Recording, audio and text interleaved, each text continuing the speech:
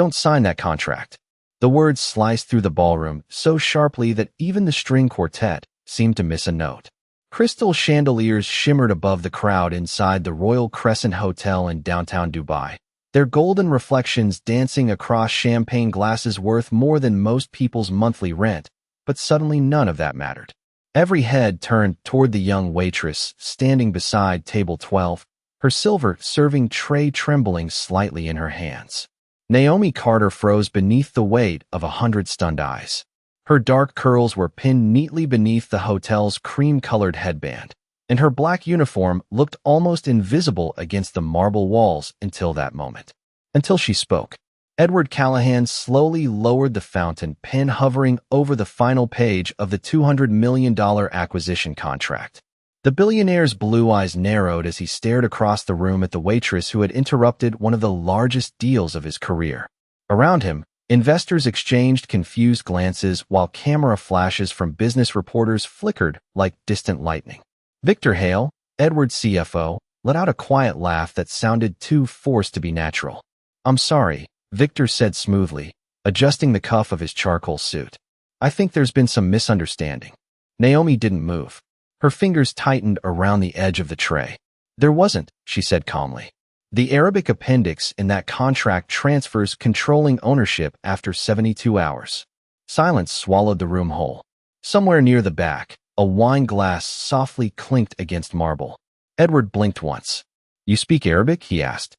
Naomi looked directly at him now, her voice steady despite the pounding in her chest. "Fluently." Victor's smile flickered for half a second. Tiny. Almost invisible. But Naomi saw it. The ballroom suddenly felt colder. The golden lights overhead no longer seemed warm. They felt surgical. Exposing. Edward slowly leaned back from the signing table. "That's impossible," one of the attorneys muttered under his breath. Victor stepped forward immediately, the polished confidence returning. To his face. "Edward, this is absurd. She's a waitress." Naomi's jaw tightened, but she kept her voice level. 3 minutes ago you told Ms. Monroe in Arabic. Once he signs, the company is ours." Across the table, attorney Celeste Monroe visibly stiffened. It happened so quickly most people missed it, but Edward didn't. His eyes shifted toward Celeste, then back toward Naomi. The air in the ballroom thickened with tension. Even the musicians had stopped playing now. Naomi carefully set the silver tray onto a nearby table before continuing. "You also said the compliance team wouldn't discover the forged authorization codes until the funds cleared." Victor's face lost color for the first time that night. "She's lying," he snapped sharply. "Or she memorized random phrases trying to sound important." Naomi swallowed hard. Her pulse hammered against her ribs, but she refused to look away. "The authorization seal uses outdated UAE ministry formatting from 6 years ago," she said. "And the Arabic legal terminology in Section 8 doesn't match federal commercial standards." Several lawyers around the ballroom immediately reached for their copies of the contract. Papers shuffled. Murmurs spread. Edward looked down at the page in front of him again, then slowly lifted his eyes toward Victor. For the first time that evening, the billionaire's expression shifted from annoyance to something far more dangerous. Doubt. Victor forced another laugh, but this one sounded hollow. "Edward, come on. We're seriously trusting a hotel waitress over our own executive team." Naomi finally exhaled slowly. "No," she said quietly. "You should trust the truth."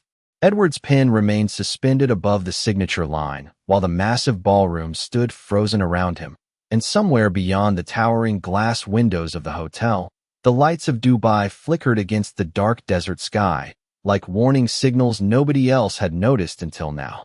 The murmurs inside the ballroom spread faster than fire through dry grass. Lawyers flipped pages. Investors leaned toward one another whispering behind raised champagne glasses, while camera flashes burst across the room in nervous waves. Naomi stood, perfectly still beside the serving table, but inside, her heartbeat hammered so loudly she was certain someone nearby could hear it. Victor Hale adjusted his tie again, a movement too quick to look natural. "Edward," he said with a strained smile, "this has gone far enough. Security should escort her out before this turns into a circus." 2 hotel security guards near the entrance exchanged uncertain looks, but did not move. Edward Callahan slowly closed the contract folder in front of him. The soft sound echoed across the silence like a judge setting down a gavel. "No one is escorting anyone out yet," he said calmly. Victor's jaw tightened. "You cannot seriously be entertaining this." Edward ignored him. His eyes remained fixed on Naomi. "Tell me exactly what you heard." Naomi hesitated for half a second, not because she doubted herself, but because she understood the danger of saying too much in a room filled with powerful people. The chandeliers above reflected off the polished marble floor, turning the ballroom into a sea of gold and shadows. She carefully clasped her hands together to hide their trembling. Mr. Hale told Ms. Monroe that once the contract cleared federal review, the holding company would transfer majority control through the Arabic Annex. Celeste Monroe immediately shook her head. "That is completely false." But her voice cracked slightly on the final word. Edward noticed. So did everyone else. Naomi continued quietly. "Then he said your compliance department would discover the discrepancies too late to stop the transaction." Victor laughed again, louder this time, but there was anger beneath it now. "This is ridiculous. Do you know how many dialects exist in Arabic alone?" She probably memorized phrases from the internet. Naomi looked directly at him. "Levantine Arabic with Gulf business terminology," she replied instantly. "And your pronunciation is terrible." Several people near the signing table suddenly coughed to hide uncomfortable reactions. One investor lowered his drink slowly, staring at Victor with growing uncertainty. Edward leaned back in his chair. The billionaire's face remained calm, but his fingers drummed once against the closed folder beside him. "Victor," he said quietly, "why would a waitress know federal contract language?" Victor spread his hands. "I do not know. Maybe she wants money. Maybe someone paid her to sabotage the deal." Naomi's expression darkened. "If I wanted money, I would have stayed quiet." That answer landed harder than anyone expected. Even Edward looked momentarily caught off guard. The room fell silent again except for the faint hum of the air conditioning overhead.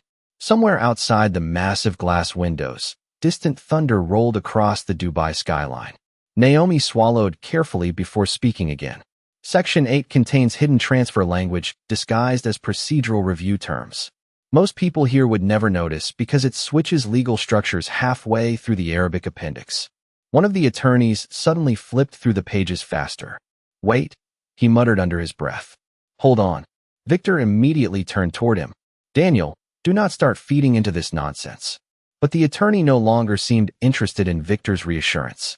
He pushed his glasses higher and stared at the document with visible concern. Edward's eyes narrowed slightly. For the first time that evening, real tension entered his voice. "What did you find?" Daniel looked up slowly. "The terminology does shift here," he admitted cautiously. "It changes from advisory review language to asset control authorization." The ballroom erupted into whispers again. Victor's face hardened completely now. Gone was the polished executive charm. Naomi saw it clearly, the panic hiding underneath. Edward rose slowly from his chair, nearly 6'3" in his dark tailored suit, his presence instantly silencing the room once more. He looked at Naomi for a long moment before speaking. "You said the appendix was designed to hide the transfer?" Naomi nodded once. "Yes, sir." Edward glanced down at the untouched signature line, then back at Victor. And for the first time that night, the billionaire no longer looked irritated. He looked betrayed. The ballroom no longer felt like a celebration. It felt like a courtroom waiting for a verdict. Investors whispered in tight, nervous circles while attorneys hunched over copies of the contract beneath the warm chandelier light. The soft jazz music that had filled the room earlier was gone now, replaced by the rustling of paper and the low hum of expensive air conditioning. Edward Callahan remained standing at the head of the signing table, one hand resting beside the untouched contract. Victor Hale's expression had hardened into something colder, sharper, but Naomi Carter noticed the small signs he could not fully hide. The twitch near his jaw, the tightening fingers, the way he stopped making eye contact for more than a second at a time. Fear. Daniel, the attorney reviewing the Arabic appendix, slowly looked up again from the paperwork in front of him. "There are inconsistencies," he admitted carefully. "Some of the language does not match standard acquisition formatting." Victor immediately stepped forward. "Every international contract has translation variations." "Not like this," Naomi said quietly. Edward turned toward her again. The room seemed to narrow around the sound of her voice.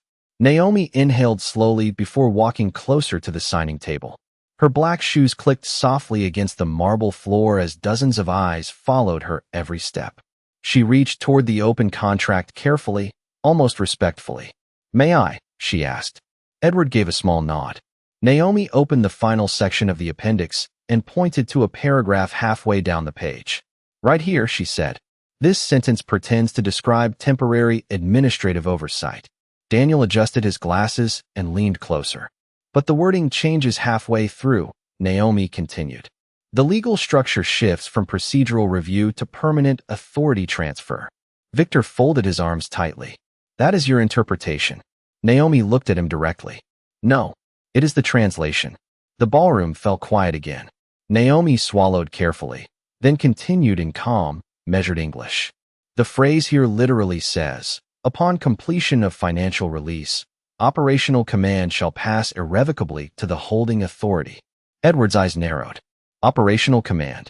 Daniel quickly flipped through another section. That phrase should never appear in a temporary acquisition review. A low murmur spread through the attorneys surrounding the table. Victor's polished confidence began slipping around the edges. "This is being exaggerated," he snapped. "One wording issue does not prove fraud." Naomi slowly shook her head. "Then there is the seal." She pointed toward the bottom corner of the page. "That ministry insignia was retired 6 years ago after the Gulf regulatory reform." Several heads immediately turned toward the document. Daniel frowned deeply now. "She is right." Celeste Monroe's face drained of color. Edward noticed instantly. Naomi continued before anyone could interrupt her. "And the authorization reference number is reversed." Victor let out a frustrated breath. "You expect this room to believe a hotel waitress knows international finance law better than an executive team?" Naomi's expression softened for the first time that night, but not with weakness. With memory. "My father taught financial translation for 23 years in Casablanca," she said quietly. "When I was 14, he made me study contracts every night at our kitchen table because he said powerful people hide lies inside words ordinary people never read." Edward watched her carefully now. Not like a waitress, not like an interruption, like someone carrying a truth nobody else wanted to see. Naomi lowered her eyes briefly toward the contract. "He lost his career after exposing forged international agreements tied to offshore accounts." Victor suddenly shifted uncomfortably. Tiny movement, tiny crack, but Naomi saw it. Edward saw it too. The billionaire slowly stepped closer to the table again and looked directly at Victor. "Did you know about this language?" Victor opened his mouth, but for the first time since the evening began, no answer came immediately. Outside the towering ballroom windows, lightning flashed silently across the dark Dubai skyline, while inside, beneath the golden chandeliers, the $200 million deal no longer looked like a business victory. It looked like a trap waiting for a signature. The tension inside the ballroom pressed against the walls like a storm trapped indoors. Nobody touched their drinks anymore. Crystal glasses sat abandoned across linen-covered tables while executives whispered behind nervous expressions that no longer looked polished enough for the cameras still flashing near the stage. Edward Callahan remained beside the signing table, tall and motionless beneath the gold chandelier light, but the atmosphere around him had changed completely. The confidence of a billionaire about to close a historic deal had been replaced by something colder. Calculation. Victor Hale loosened his tie slightly before forcing another smile onto his face. "Edward," he said carefully, "we are allowing a waitress to derail months of negotiations because she claims she overheard fragments of a conversation." Naomi Carter stood a few feet away near the untouched champagne tower. Her breathing had finally slowed, but her fingers remained tightly clasped together in front of her apron. She could feel the eyes of the room shifting between her and Victor like spectators waiting for someone to collapse first. Edward did not look away from Victor. "Did you know the language in the appendix transferred operational control?" Victor's expression sharpened immediately. No, the answer came too quickly. Naomi noticed it. Daniel noticed it too. Edward's jaw tightened slightly. "Then why are you more concerned about removing her from the room than proving her wrong?" A flicker crossed Victor's face before disappearing beneath executive composure. "Because this is damaging the company publicly."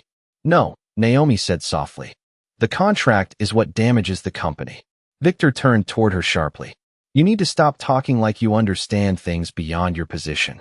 The words hung in the air heavier than expected. Several people nearby visibly shifted uncomfortably. Naomi lowered her eyes for a second, then lifted them again with calm steadiness. My position does not change the translation. Silence. Sharp and immediate. Edward slowly glanced toward Naomi, and for the first time since she interrupted the signing, something changed in his expression. Respect. Small. Barely visible. But real. Celeste Monroe suddenly stepped forward with a thin smile that looked rehearsed.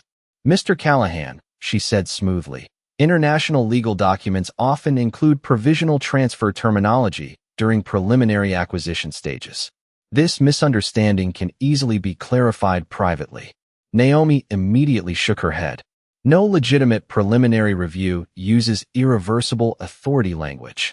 Celeste's smile faltered for half a second. You are not an attorney. No, Naomi replied quietly. But I know what hidden ownership clauses look like. Victor exhaled sharply and walked toward the signing table. Enough, he snapped. Edward, this entire situation is becoming embarrassing. Edward's eyes narrowed slightly. Embarrassing for who? The room went still again. Outside the towering glass windows, rain had begun sliding down the skyline in silver streaks, blurring the lights of downtown Dubai into soft smears of gold and white. Victor placed both palms against the edge of the table. You hired me to protect this company. Then explain the outdated ministry seal, Edward said coldly. Victor hesitated. Tiny pause. Tiny fracture. Administrative oversight. Explain the hidden transfer wording. Another pause. Longer this time. Naomi could almost hear the shift happening around the room. Investors leaning away from Victor instead of toward him. Lawyers avoiding eye contact with him. Fear moving quietly through expensive suits and polished smiles. Victor finally forced out another laugh, but there was no warmth left inside it now. You are really going to trust a waitress over your own executive team? Edward looked toward Naomi again. She stood beneath the chandelier light looking impossibly small against the massive ballroom, yet somehow she was the only person in the room who had not changed her story once. The billionaire slowly closed the contract folder with deliberate calm. Right now, he said quietly, she is the only one answering my questions directly. Victor's face tightened. Celeste looked down at the table, and somewhere deep in Naomi's chest, beneath the fear and pressure and disbelief of the night, a terrible realization finally settled in. She had not merely interrupted a business deal. She had stepped into a war between powerful people who suddenly knew she could expose everything. The ballroom slowly began to fracture into uneasy clusters of whispers and lowered voices as Edward Callahan stepped away from the signing table. Nobody stopped him. Nobody even tried. The billionaire's face had gone unreadable now, cold in the way powerful men became when trust started collapsing beneath them. He glanced once toward Naomi Carter before speaking quietly. Walk with me. Naomi blinked in surprise. Around them, cameras immediately shifted direction, reporters raising phones and lenses like hunters sensing movement. Victor Hale stepped forward at once. Edward, this is not the time for private conversations. Edward did not even look at him. Exactly why it is. His voice carried through the ballroom with calm authority sharp enough to silence the remaining noise. Naomi hesitated only briefly before following him across the marble floor. Her black serving shoes clicked softly behind his polished leather dress shoes as they moved toward the private elevator corridor near the back of the hotel. She could feel eyes following her from every corner of the room. Some confused, some impressed, some hostile. The golden ballroom doors closed behind them with a deep muffled sound, cutting off the noise of investors and attorneys almost instantly. The hallway beyond felt strangely quiet after the chaos they had left behind. Warm wall sconces cast soft amber light across polished stone walls, while rain streaked down the towering windows overlooking downtown Dubai. Edward pressed the elevator button once. Neither of them spoke immediately. Naomi realized then that her hands were shaking harder than before. She quickly folded them together, hoping he would not notice. He noticed anyway. You are scared, he said quietly. Naomi gave a small humorless laugh. People like Victor Hale do not lose $200 million politely.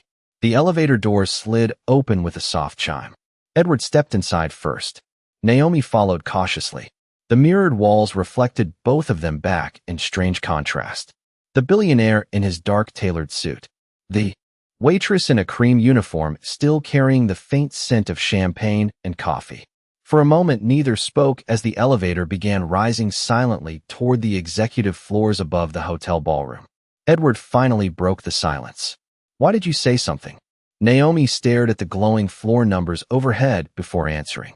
"Because my father used to tell me that silence is how good people become useful to dangerous ones." Edward studied her reflection in the mirror. Most people in that room would have stayed quiet. Naomi swallowed carefully. Most people in that room have something to lose. Edward's expression shifted slightly. "And you do not." Naomi looked down at her trembling hands. "I probably just lost my job." The corners of Edward's mouth tightened almost invisibly. Outside the glass elevator walls, the glittering Dubai skyline stretched endlessly beneath sheets of rain and distant lightning. Naomi suddenly became aware of how exhausted she felt. The pressure of the ballroom, the cameras, Victor's eyes watching her like sharpened glass. Her breathing grew uneven for a second before she steadied it again. Edward noticed that too. "You knew the contract was dangerous immediately?" Naomi nodded slowly. "Not immediately. At first I thought I misunderstood." She paused. "Then I heard Victor repeat the transfer language twice." Edward leaned slightly against the elevator rail, his face darkening. He trusted nobody else in the room understood Arabic.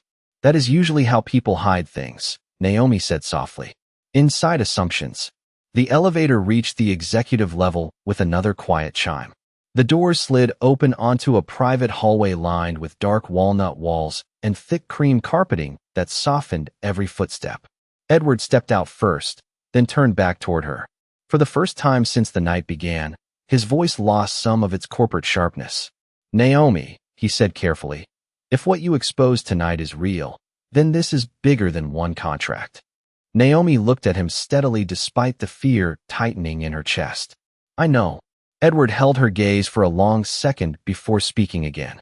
"Then tell me everything you remember. Before somebody else decides you should not." The executive suite overlooking downtown Dubai felt impossibly far away from the ballroom downstairs. The noise of reporters and investors had vanished behind thick walnut doors and soundproof glass, replaced by the faint crackle of rain against the windows and the low hum of city lights glowing through the storm outside.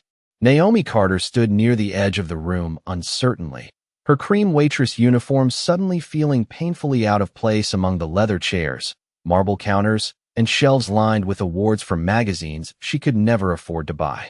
Edward Callahan loosened his tie and crossed toward a sleek black desk near the center of the suite. His movements were calm, controlled, but Naomi could see the tension hiding beneath them now. The billionaire picked up his phone and pressed a single button.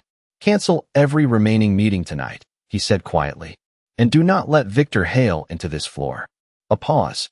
Edward's expression darkened. "I do not care what excuse he gives." He ended the call and looked back toward Naomi. "Sit down."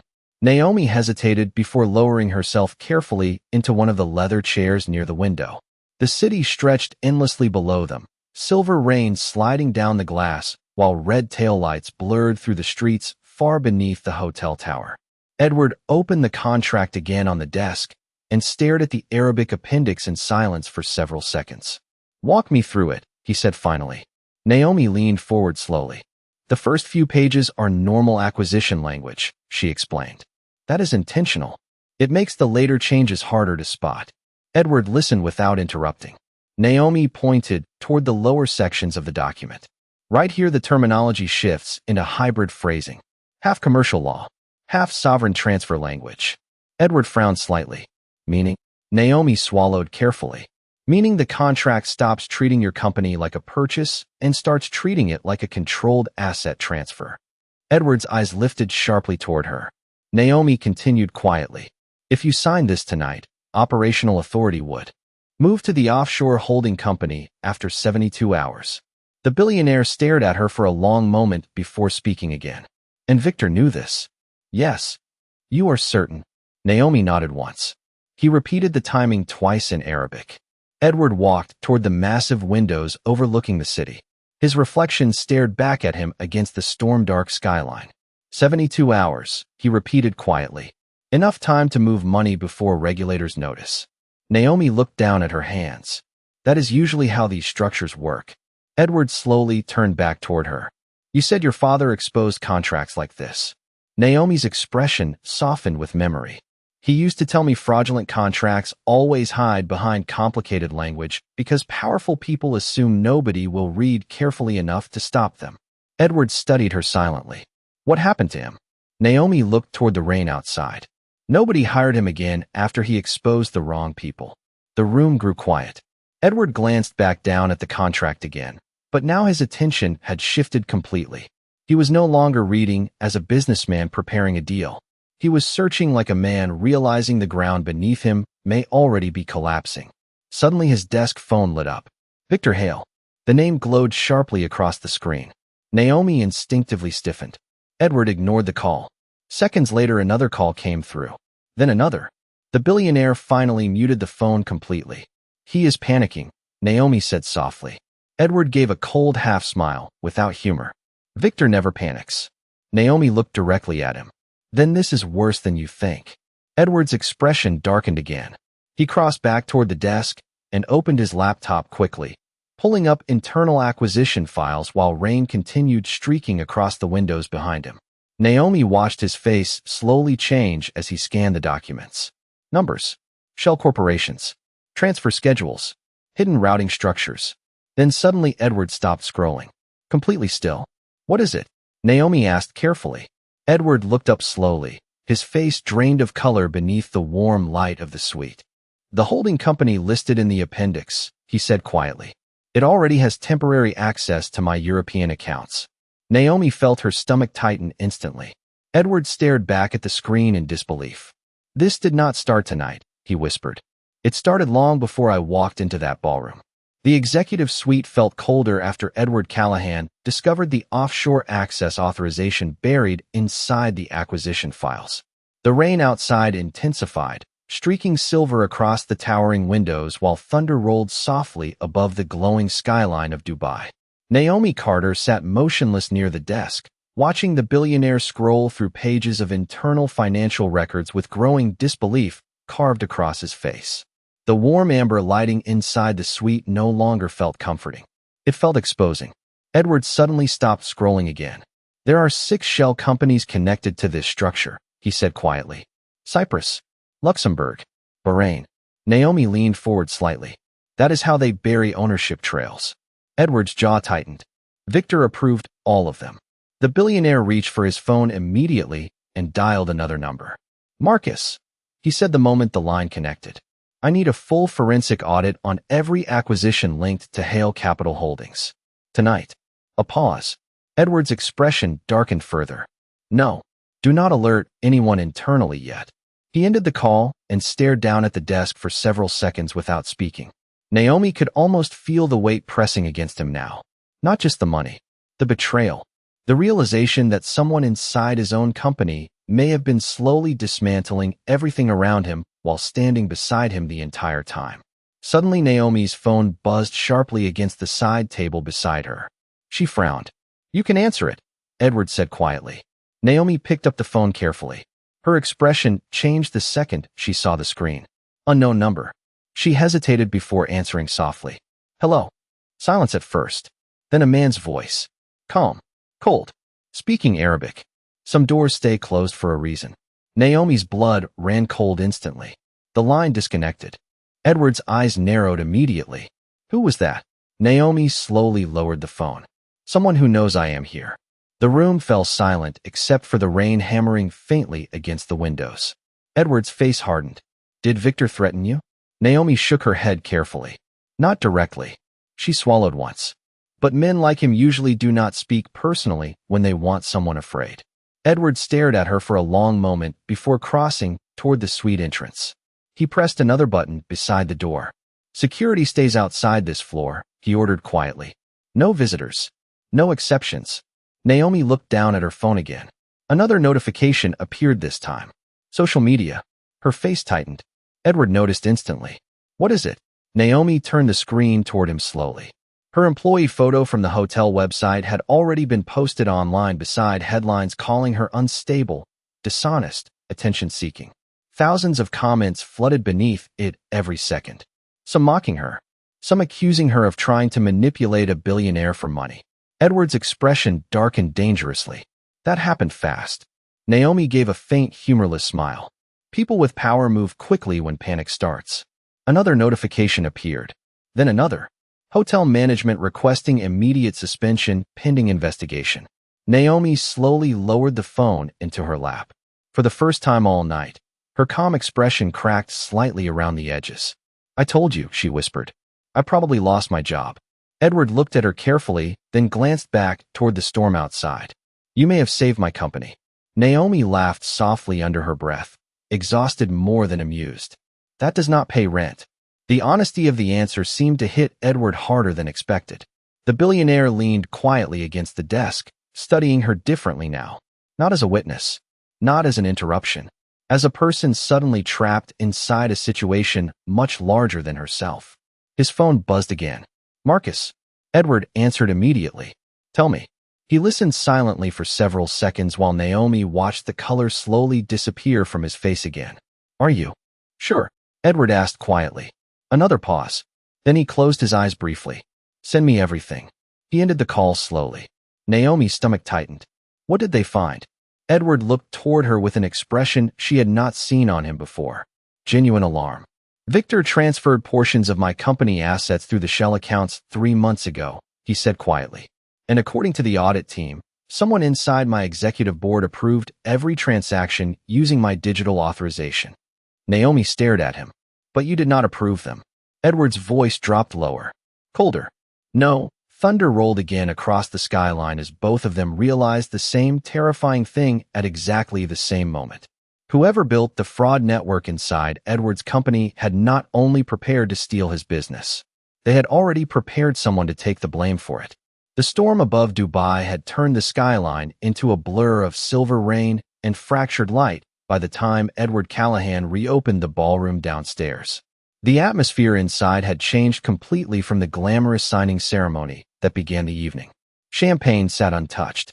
Reporters crowded near the marble columns whispering urgently into phones while executives stood frozen in uneasy silence around the massive signing table. Victor Hale remained near the center of the room beside Celeste Monroe, both wearing expressions carefully constructed to look calm. But Naomi Carter noticed the strain hiding beneath them now. Edward stepped into the ballroom first, his dark suit jacket hanging open slightly, his face colder than before. Naomi followed a few steps behind him. The second reporters spotted them together. Camera flashes exploded across the room in rapid bursts. Victor immediately straightened.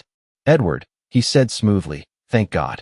This situation has already become damaging enough. We need to control the narrative before." "No," Edward interrupted quietly. The single word cut through the ballroom harder than shouting would have. Victor stopped speaking instantly. Edward walked slowly toward the signing table while every eye in the room followed him. "Nobody signs anything tonight," he said. A ripple of whispers spread immediately through the crowd. Victor forced a thin smile. "This has gone too far. One frightened employee and a few translation disagreements do not justify destroying a major international acquisition." Naomi saw several investors glance toward Victor uneasily now. The confidence he once controlled so effortlessly had started slipping away. Edward placed both hands on the edge of the marble table and looked directly at Victor. 3 months ago, shell corporations connected to Hale Capital Holdings gained unauthorized access to my European accounts. Silence crashed across the ballroom. Victor blinked once. Too slowly. "I have no idea what you are talking about." Edward's voice remained calm. "My forensic auditors disagree." Celeste Monroe immediately stepped forward. "Mr. Callahan, these accusations should be handled privately." Naomi noticed the faint tremor in her voice. Fear. Real fear now. Edward ignored her completely. The transfer structures were hidden inside multilingual acquisition frameworks designed to avoid detection. Reporters surged closer instantly, phones raised high. Naomi's pulse hammered in her chest as she watched the room begin shifting around Victor like ice cracking beneath someone standing too confidently on frozen water. Victor finally laughed again, but the sound came sharp and brittle. "This is insanity. You are trusting a waitress over your own executive board." Naomi lowered her eyes briefly. Then Victor made the mistake that changed everything. He turned toward Celeste and muttered something quickly in Arabic beneath his breath. Get the backup drives before they freeze the accounts. He said it automatically, confidently, like a man who still believed nobody important could understand him. But Naomi did. The entire ballroom saw the moment her expression changed. Edward saw it too. What did he say? The billionaire asked quietly. Every sound inside the ballroom vanished. Naomi looked directly at Victor. His face had already lost color. She swallowed once before answering clearly enough for every reporter and investor in the room to hear. He told her to retrieve backup drives before the accounts are frozen. Gasps rippled instantly across the ballroom. Celeste stepped backward. Victor's composure shattered completely for the first time all night. She is lying, he snapped loudly. She has been manipulating this entire situation from the beginning. But nobody looked convinced anymore. Not after the contracts. Not after the shell accounts. Not after the fear spreading visibly across Victor's face beneath the chandelier lights. Then the ballroom doors opened again. 4 men and 2 women in dark business suits entered quietly beside hotel security. Their badges flashed briefly beneath the cameras. Federal investigators. The room erupted into stunned whispers. Edward did not move. Naomi barely breathed. One of the investigators approached the signing table calmly. Victor Hale, he said evenly. We need to ask you several questions regarding international financial transfers connected to Hale Capital Holdings. Victor stared at Edward in disbelief. You called them? Edward's expression never changed. No, he said quietly. You did. The second you underestimated the wrong person. Thunder rolled across the skyline beyond the ballroom windows while Naomi stood frozen beneath the chandelier light, realizing the entire night had changed because powerful men assumed a waitress would never understand the language they used to hide the truth.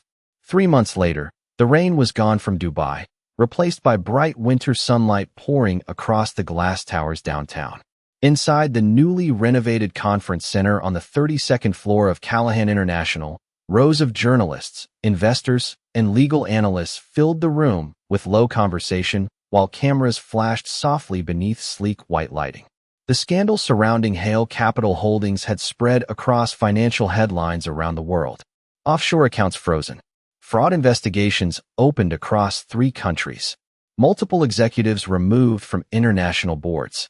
But that morning, nobody inside the conference hall seemed interested in talking about Victor Hale anymore. Their attention remained fixed on the woman standing quietly near the stage, adjusting the sleeve of a dark navy blazer. Naomi Carter barely recognized her own life now. The waitress uniform was gone, replaced by professional tailoring and an identification badge carrying her new title beneath the Callahan International logo. Director of International Compliance and Language Security. The words still felt unreal every time she read them. Across the room, Edward Callahan stood near the podium, speaking quietly with several board members before his eyes briefly found Naomi through the crowd. He gave her a small nod. Not dramatic, not performative, just genuine respect. Naomi returned the nod softly. Some things between people did not need speeches after surviving storms together. The conference room slowly settled as Edward stepped onto the stage. Camera flashes brightened the room instantly. The billionaire adjusted the microphone once before speaking calmly. 3 months ago, this company nearly lost everything because powerful people believed complicated words could hide dangerous intentions. The room fell silent around him. Naomi stood near the back wall, listening carefully while sunlight reflected across the polished floor beneath her heels. Edward continued. What stopped it was not technology, not lawyers, not executives. He paused briefly. It was courage. His eyes shifted toward Naomi again. Reporters immediately followed his gaze. Naomi instinctively lowered her eyes for a second, uncomfortable with attention that still felt too large for her shoulders. Edward smiled faintly before continuing. Someone the room underestimated chose to speak when silence would have been easier. A quiet murmur moved through the audience. Naomi's chest tightened unexpectedly. Not from fear this time. From memory. The ballroom. The contract. The storm outside the windows. The moment everything changed because she refused to stay quiet. Edward stepped away from the podium after the press conference ended while reporters surged toward legal analysts discussing the investigation. Naomi moved toward the side exit quietly, but Edward caught up beside her near the hallway overlooking downtown Dubai. The city below glowed gold beneath the afternoon sun. You still try to disappear. When cameras come out, Edward said lightly. Naomi smiled for the first time that morning. Old habits. Edward leaned casually against the glass railing. You know, most people in your position would already be negotiating book deals. Naomi laughed softly under her breath. Most people in my position probably were not serving coffee 4 months ago. Edward's expression softened. Most people would not have risked everything either. The hallway grew quiet around them. Employees passed occasionally in the distance, but nobody interrupted. Naomi looked out across the skyline. Sometimes I still think about what would have happened if I stayed quiet. Edward followed her gaze toward the city below. I know exactly what would have happened. Naomi turned slightly toward him. Edward reached into the inside pocket of his jacket and pulled out a familiar black fountain pen. The same pen that once hovered above the fraudulent contract beneath the chandeliers of the Royal Crescent Ballroom. I kept it, he said quietly. Naomi stared at it for a second before smiling faintly. Edward handed it to her carefully. A reminder, he said. Naomi accepted the pen gently between her fingers while sunlight flashed across the silver trim. The object no longer looked dangerous now, just honest. Simple. Real. Edward glanced toward the skyline once more before speaking softly. Funny thing about truth, he said. The people who try hardest to hide it usually never notice who is listening. Naomi looked down at the pen resting in her hand while the city shimmered beyond the glass, and for the first time in a very long while, the future no longer felt like something happening to her. It finally felt like something she was choosing for herself.